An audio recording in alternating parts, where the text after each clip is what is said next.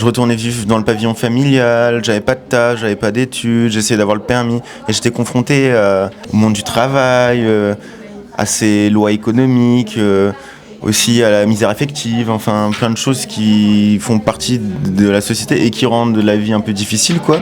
Et donc je pense que, étant donné que c'était ma matière de départ, forcément j'allais avoir un point de vue politique là-dessus. Et je pense aussi que moi je suis quelqu'un d'assez très politisé et je peux pas faire un film juste avec des blagues absurdes, gratuites, abstraites, déconnectées de toute forme de discours social. Je trouve que ça n'a aucun sens en fait. Je trouve que c'est même de l'argent jeté par les fenêtres.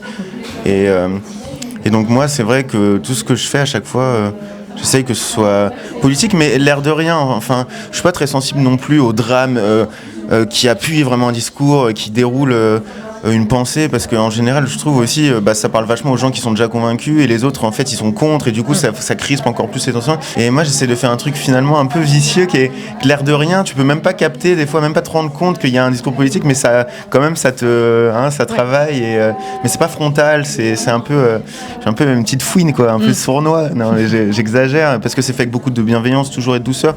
Mais c'est vrai que j'aime bien ce qui est en filigrane, ce qui est un peu subtil, par touche. En fait, tu veux faire rire, mais réfléchir. Ouais, grave, je pense que c'est un peu le rêve quand tu fais une comédie. Hein. Et émouvoir aussi, ce serait génial.